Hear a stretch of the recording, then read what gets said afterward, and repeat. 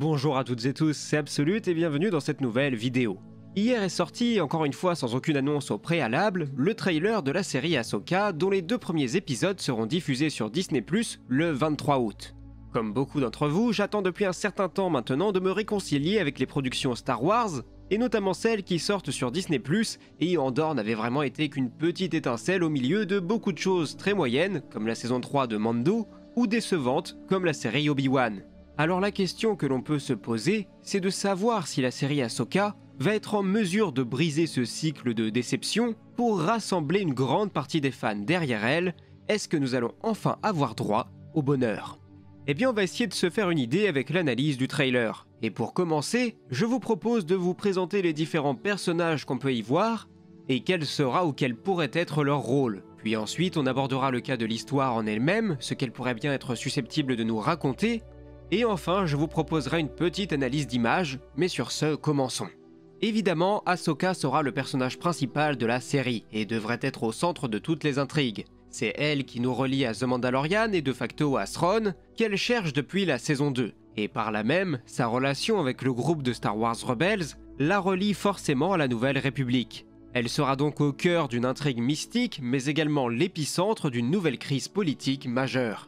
Pour rester dans les persos amicaux, nous avons 2 membres du groupe de Rebels qui ont l'air d'avoir une importance capitale, à savoir Hera Syndulla, qui est désormais très haut gradée dans la hiérarchie de la Nouvelle République, et celle-ci va certainement être informée par Ahsoka du retour probable des Impériaux. Et ce devrait être elle qui se chargera de lutter contre ces derniers, sans compter qu'à cette époque-là, la Nouvelle République cherche avant tout à se démilitariser selon la promesse faite par la chancelière Mon Mothma. Or, la guerre, elle, est encore loin d'être terminée pourtant. A noter aussi que d'après le set Lego du Ghost qui sortira en même temps que la série, Jacen, le fils de Hera et de Kanan, devrait également y faire une apparition. On peut d'ailleurs remarquer que sa coupe de cheveux a changé. Alléluia! Mais d'ailleurs, ce n'est pas sans nous rappeler le physique du fils de Han et de Leia dans le Legends, qui basculait du côté obscur, et qui s'appelait également Jacen, que de coïncidence. Ensuite, nous avons le cas très particulier de Sabine Wren, la Mandalorienne. Ce qui est intriguant dans le trailer, c'est qu'elle semble avoir un passé avec Ahsoka que nous ignorions jusqu'alors. Un passé particulier, puisqu'elle l'appelle maître à un moment donné, ce qui semble déranger Ahsoka. Alors est-ce que ça veut dire que finalement Sabine est elle aussi sensible à la force, et qu'Ahsoka aurait essayé de la former? Personnellement, je ne pense pas, je pense que c'est une fausse piste. Cependant, on ne peut pas nier que le trailer insiste énormément sur ce qu'est censé être un Jedi, et sur le rôle qu'il doit jouer. Et même si on peut lier tout ça à l'interrogation qui se pose quant à Sabine, je pense que ce sont des éléments qui pourraient tout aussi bien être liés à Ahsoka, ou bien à 2 autres protagonistes dont on parlera plus tard. On peut aussi remarquer que Sabine utilise un sabre laser dans le trailer, qui doit certainement être celui d'Ezra. On notera également le clin d'œil à une autre scène de Rebels, celle où Kanan se coupait les cheveux, ce qui dans la forme correspond tout à fait à cette scène de Sabine qui nous est présentée ici. Bref, il y a beaucoup d'interrogations autour de ce personnage. Et pour le moment, nous n'avons pas d'autres informations quant aux autres membres du groupe d'origine, mais étant donné qu'un superbe modèle de Zeb existe en CGI, et qu'on avait pu brièvement le voir dans The Mandalorian, il ne serait pas étonnant de le revoir ici aussi. Mais passons maintenant sans tarder à ceux qui semblent être les antagonistes principaux, et ils sont nombreux. Pour commencer, nous avons Baylan Skoll, le personnage interprété par l'acteur Ray Stevenson qui est malheureusement décédé il y a de ça quelques semaines. Malgré tout, celui-ci donne vie à un ancien Jedi qui a survécu à la Purge et à l'Ordre 66 et qui est devenu un mercenaire dans les temps difficiles qui ont suivi. Celui-ci est accompagné de son apprenti, Shin Hati, et je me dois de vous dire que leurs noms ont une importance car dans la mythologie nordique, Skoll est le nom du loup qui chasse le soleil, tandis que le loup Hati est celui qui chasse la lune. Il sera donc intéressant de voir si ces noms ont vraiment une signification qui pourrait être transposée à l'histoire qui nous sera racontée. Ensuite, vous vous êtes forcément posé des questions sur la couleur orangée de leur sabre laser. D'après Dave Filoni, cela a 2 significations. La première, c'est que ça interroge d'emblée le spectateur qui se demande à qui ils ont pu prêter allégeance, car ce sont des couleurs que nous n'avions encore jamais vues dans le canon. Et deuxièmement, selon lui, c'est un hommage à sa propre perception de la couleur du sabre laser de Dark Vador dans les premières éditions des films qui de temps à autre oscillaient entre le rouge et l'orangé. Mais bon, en attendant, il ne fait pas de doute que les personnages ont quelque peu vrillé de bord et qu'ils ne se revendiquent pas du tout comme des Jedi, tout comme Ahsoka pendant un temps d'ailleurs. même si cela a visiblement changé, et j'espère qu'on saura pourquoi dans cette série.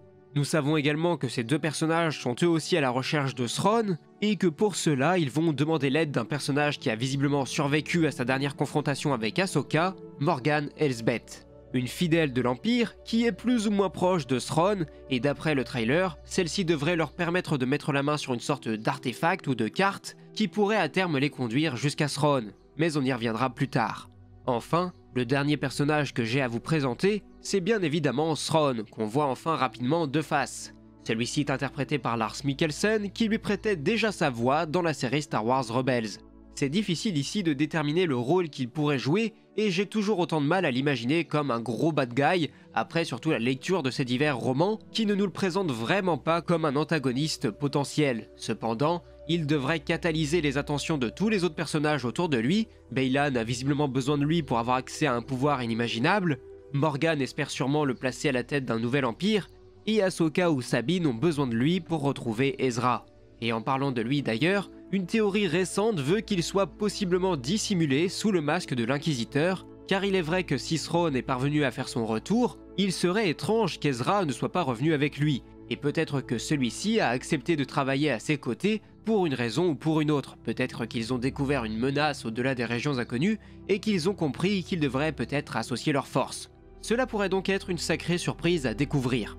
Ensuite, concernant l'histoire en elle-même, elle est assez difficile à déterminer, tant il y a d'embranchements qui me semblent possibles. Mais essayons d'y aller par étapes. Je pense que tout va commencer avec la traque du grand amiral Thrawn, c'est cela qui devrait tout déclencher. Sans compter l'apparition des deux faux Jedi qui devraient inquiéter la Nouvelle République. Une course contre la montre pourrait alors se lancer, notamment pour retrouver Thrawn, mais peut-être pas seulement, car j'imagine que si les personnages trouvent Thrawn, ils pourraient possiblement être amenés à mettre la main sur un objet, un vaisseau, une armée ou quoi que ce soit, qui pourrait leur donner un avantage certain pour la suite. Quand Baylan dit dans le trailer que Thrawn leur permettra d'acquérir un pouvoir comme ils n'en ont jamais vu, je ne pense pas qu'il parle seulement de Thrawn, car même s'il est brillant, ça ne reste qu'un homme. J'ose donc croire qu'il y a autre chose à aller chercher au-delà du grand amiral. Et forcément, avec ce qu'on peut voir dans le trailer, je ne peux pas m'empêcher de penser à KOTOR, car lorsque Morgan active l'espèce de stèle, cela fait apparaître des éléments qui me rappellent énormément les cartes qui nous permettaient de mettre la main sur la forge stellaire, une immense station de combat capable de créer automatiquement des droïdes ou des navires de combat. Et j'imagine peut-être plus quelque chose de ce genre, une station de combat ou une arme qui pourrait renverser le cours de la guerre et l'ordre établi dans la galaxie, et que durant leur voyage aux frontières de l'inconnu, Thrawn et Ezra auraient pu mettre la main dessus. Donc voilà plus ou moins ce que j'imagine pour l'histoire, ou tout du moins pour le début de l'histoire, car il ne faut pas oublier que tout cela trouvera sa conclusion dans le film de Dave Filoni. Donc j'ignore jusqu'à quelle étape cette série pourrait nous amener, mais j'ose imaginer, et ce serait super intéressant, que les gentils perdent dans cette série, et que si on s'en tient à ma théorie, que les impériaux mettent la main sur cette arme, ce qui leur donnerait un avantage certain et représenterait un sacré challenge pour nos héros dans le prochain film à venir. Mais passons maintenant à l'analyse de quelques images que j'ai sélectionnées au préalable et qui vont me permettre de vous faire profiter de quelques informations que je n'ai pas spécialement pu vous partager plus tôt. Pour commencer, nous avons le cas de cet endroit mystérieux, celui où les antagonistes vont mettre la main sur une sorte de carte, ce qui peut également nous rappeler deux choses de par sa forme. Nous avons pour commencer le temple Jedi de Tython, qu'on avait vu dans la saison 2 de The Mandalorian, mais cela ressemble aussi étrangement au temple Sith de Malachor 5 dans KOTOR 2. Malachor étant également une planète que Filoni avait fait apparaître dans la saison 2 de Rebels, peut-être alors qu'il nous y ramènera dans cette série. Nous avons d'ailleurs plusieurs passages du trailer qui se déroulent sur ce monde. On reconnaît notamment la végétation légèrement violette, et on remarque dès lors que Sabine sera sur place à un moment donné, et qu'elle fera face à l'apprenti de Baylan, et qu'elle devrait se retrouver en mauvaise posture. J'imagine que Sabine les traquait pour essayer de les suivre et de comprendre leurs agissements, mais qu'elle s'est faite repérer. On remarquera aussi que Sabine a deux coupes de cheveux dans le trailer, ce qui nous indique d'emblée, j'imagine, l'ordre d'apparition des scènes, entre celle où elle a les cheveux longs et celle où elle a les cheveux courts. Ensuite, on voit dans le temple qu'explore Ahsoka, une étrange statue. Je ne saurais pas dire avec assurance qui elle est censée représenter, car certains y voient la fille de Mortis, mais personnellement j'aurais plutôt tendance à y voir une représentation d'Ahsoka dans sa tenue de Gandalf, avec son bâton qu'on peut voir ici. Mais je n'oublie pas non plus de vous préciser que certains voient en Ahsoka une possible réincarnation de la fille. De la même manière, je ne vous ai pas parlé non plus de la scène où visiblement Sabine et Ahsoka sont entourées de Purgils, ces baleines de l'espace qui peuvent voyager en vitesse lumière, Elles doivent certainement trouver un moyen de chercher Ezra, mais ce qui m'intrigue surtout, c'est la tenue bleue et blanche qui est portée par Ahsoka. Et malgré mes tentatives, je n'ai pas réussi à trouver un moyen d'identifier le logo qui est sur son épaule. Donc il faudra attendre pour en savoir plus. Et enfin, le dernier détail qui a été identifié et que j'ai à vous partager, c'est lorsque Baylan dit à Ahsoka que son maître, Anakin, ne tarissait pas d'éloges à son égard. Ce qui veut dire deux choses. La première, c'est que Baylan a côtoyé Anakin par le passé, donc si flashback il doit y avoir avec Hayden Christensen, cela pourrait être pour éventuellement nous montrer une conversation entre les deux hommes au moment de la guerre des clones. Et dans un deuxième temps, les mots utilisés par Baylan sont les mêmes que ceux utilisés par Dooku, quand celui-ci essaye de s'associer à Obi-Wan, lui rappelant son maître Qui-Gon Jinn, qui lui aussi ne tarissait pas d'éloges à l'égard d'Obi-Wan. Qui-Gon ne tarissait pas d'éloges sur vous. Anakin ne tarissait pas d'éloges à votre égard. Donc peut-être que dans un premier temps, Baylan se montrera plus amical ou du moins ambigu sur ses intentions, espérant ainsi se faire aider par Ahsoka. Quoi qu'il en soit, lui et son apprenti sont les personnages que j'ai le plus hâte de découvrir le mois prochain.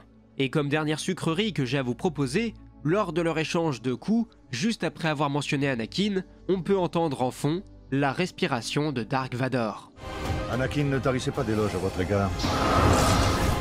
Mais bref, sur ce la vidéo est à présent terminée, j'espère qu'elle vous aura plu, j'ai très hâte d'avoir vos retours concernant cette bande-annonce, et concernant vos théories pour les événements qui devraient se produire au cours de la série. Je vous rappelle que vous pouvez soutenir la chaîne en vous abonnant ou en cliquant sur le bouton rejoindre, et puis sur ce, moi il ne me reste plus qu'à vous dire à la prochaine pour de nouvelles vidéos, c'était Absolute et que la force soit avec vous, ciao.